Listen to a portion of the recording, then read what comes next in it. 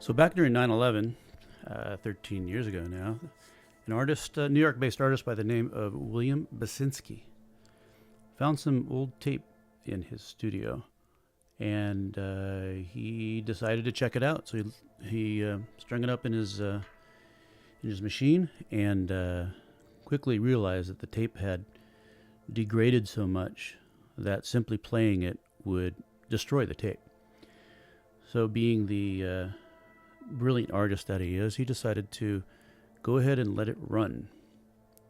He put it into loops and let it run until the tape itself started to disintegrate. And he recorded the whole process from beginning to end. So what you hear is a few seconds of a looped orchestra, and gradually you begin to hear the dropouts, you begin to hear the warble, the hiss, the distortion, as the magnetic medium on the tape slowly degraded away over the playhead every time it came around. And he aptly named these recordings disintegration loops. And I highly suggest that you check it out. You can check it out here on YouTube, or I encourage you to go ahead and buy the albums. It's a brilliant composition, just in terms of both of its simplicity and just the ingeniousness of playing these loops over and over again until they disintegrate. It's a wonderful ambient piece, and became immensely popular. It was released. Not too many. I don't think too many CDs were pressed or anything, but it was released, and quickly people were seeking out these recordings. And he has a number of albums out that he did this with. So I figure, you know what, this would be kind of fun to try to recreate on a Eurorack system. So that is what I set out in doing. So what you're hearing here is a loop which I created using external synthesizers. I think I used an Iridium and a Peak. And you'll hear some whispering voices in the background too. So I just created a loop. I think it's 12 seconds long or so. And I just have that playing over and over. So what I want to do is just kind of go through how this patch was created. It took me a little while to get some of the effects that I wanted to use down, because there's a lot going on. And I didn't want to just bring in these effects manually. My goal was to create in very much the same way William Basinski created his distortion loops, by simply letting it run. This is a self-generating patch. You can hear the actual finished recording. I'll have a loop. I'll have a link down below in the description. I think the full loop is around, or I think the full piece is around 12 minutes long. But what I did is, what I wanted to do, just go through the patch and describe how I achieved these effects and how I got it to be generative, so that in the beginning, as you hear now, it's just an unaltered loop of music. And this will slowly degrade in the William Basinski style. So let me describe what's going on here. At the heart of this patch are really two modules: the Polyend Preset and the Endorphins Ghost. So I chose the Polyend Preset for obvious reasons. What this does is stores voltages, a set of 9 voltages. I'm only using 8 right now. That will change as the preset changes. So I think I have from here all the way down to here, so that would be a total of 16 presets.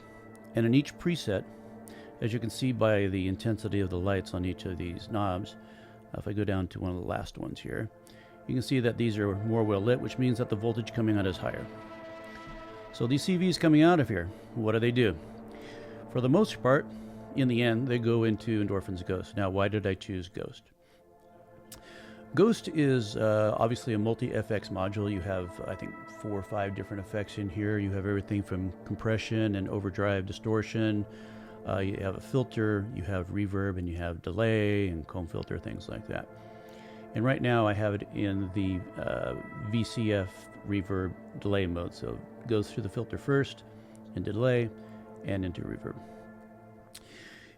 A lot of CV inputs on this, which is perfect for this patch because I want the Polyend Preset to adjust the voltages on its own as it progresses, in the spirit of a disintegration loop, self-generating.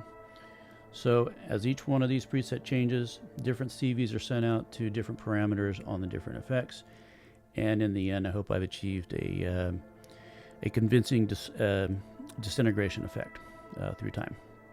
As I said, the whole thing's about 12 minutes long. So the music, the loop, is coming in through my my Disting EX. It's split into a dual mode, so they're essentially Disting Mark IVs times 2. This one is playing the loop, and I am using the i4 algorithm, which is a wave player with speed control in the Z input. And on the right side is an LFO. And I'll show you what those do in a second. You'll see other modules around here. I kind of experimented with using noise plethora, which just added really a hiss and noise, which I could really achieve the same effect just by using ghost and a little bit of distortion and overdrive, so I decided not to use that. Using the Quadratt to attenuate and in one case actually boost the CVs. I'm using a Zadar, and what the Zadar will do, I'll explain in a second, will give me a warbling effect. And everything is being driven by Pam's New Workout. Very, very slow speeds. I think I have output 1 on divide by 8, and the actual BPM is 10. So it goes very slowly. And what this does, the output of the Pam's New Workout goes directly into the Polyend Preset.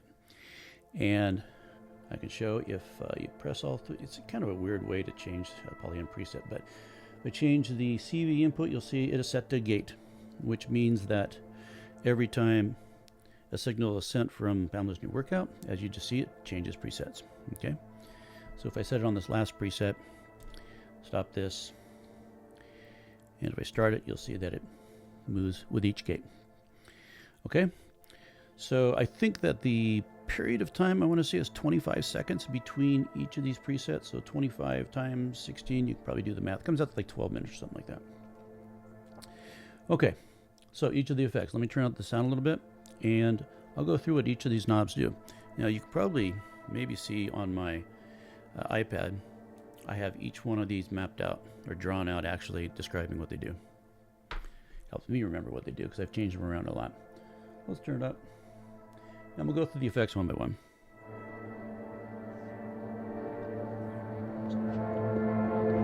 So without any effects, this is what it sounds like.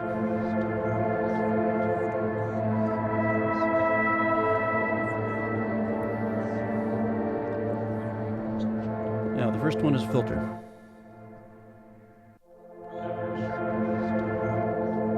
As you can see, the filter is, the cutoff is down, and the cutoff is up.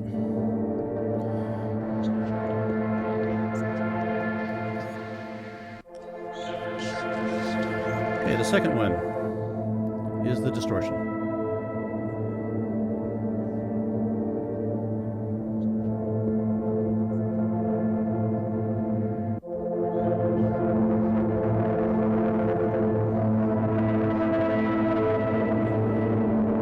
Now, the distortion combined with the filter and with the overdrive really gives a lot of crackle.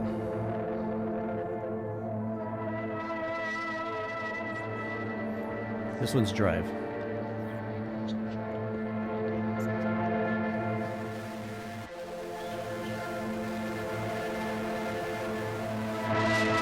So the combination of these two, along with the filter, give a very distinct overdrive and distortion effect.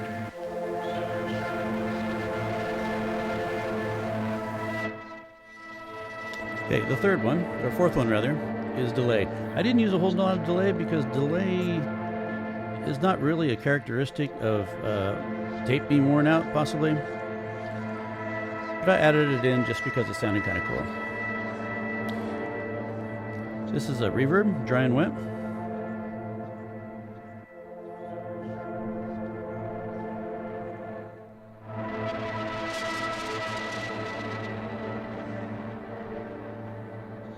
Didn't use a whole lot of reverb either, just towards the end a little bit.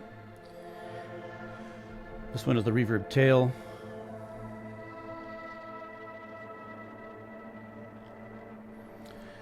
This one down here is, now this one was kind of fun to do. Actually, it was a lot of fun to do. Let me turn it up. This is going to be the warbling, the speed.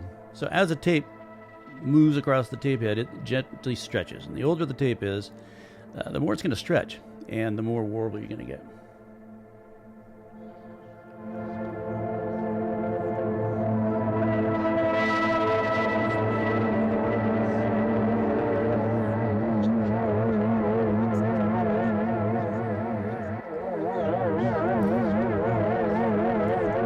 So obviously you need to be a little bit careful on the amount that's going out, and that's why I do have this going through, I have it going through a VCA first because I needed to control the amount that's being released, and then going through the attenuator.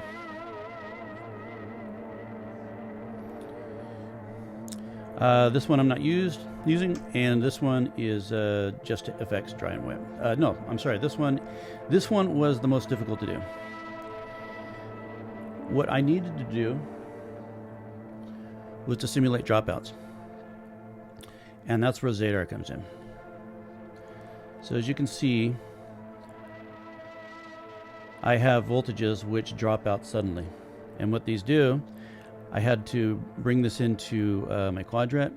I had to invert it because I needed to go into the VCA and actually drop out the signal going through the VCA, right? Normally a VCA would increase. You can't really drop out because if you have it at a low level and only bring it up, then you're not going to hear the entire signal. You're only going to hear the signal when it's up. I wanted to have dropouts when it's down, so therefore I had to invert it, and I also had to boost it just to get the range that I needed. So let's listen to that effect. So now you can see that as it goes through the envelope, you'll hear the dropouts.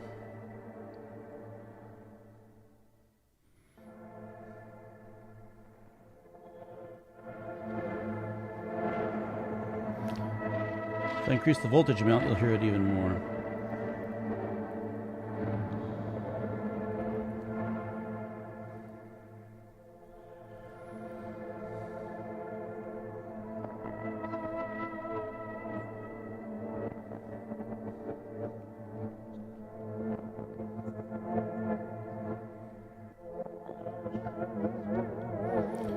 So when you combine all this,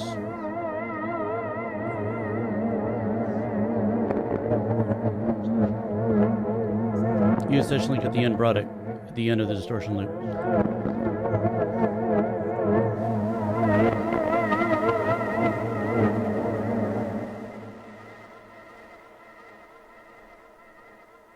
Until finally it's almost an unintelligible mess of sound.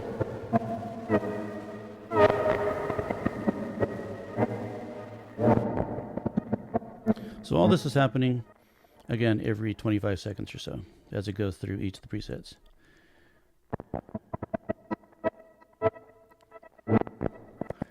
So basically it goes from this to this.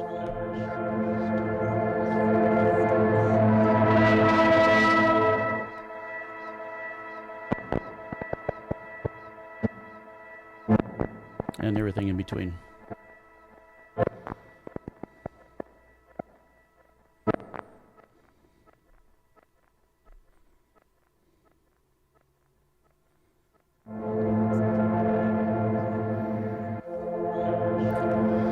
So that's essentially the patch that I have going. Again, it took a little while to get the timing down. As you can see, I have the slew turned up on the Polyend Preset so that the transition between each of the stages is a little bit smoother. Yeah,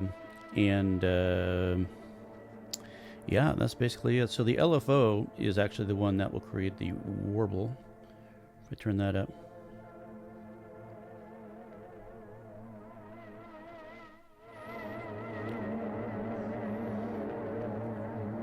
and I have that going through attenuator. As you can see, it was a little bit too much just by itself. Anyway, I encourage you to click on the link and listen to the full piece, and also to check out William Basinski's original disintegration loops, which obviously inspired this patch. I hope you enjoyed the explanation. If you have any questions, go ahead and let me know down in the comments, please. And like and subscribe if you found this patch useful. Thank you.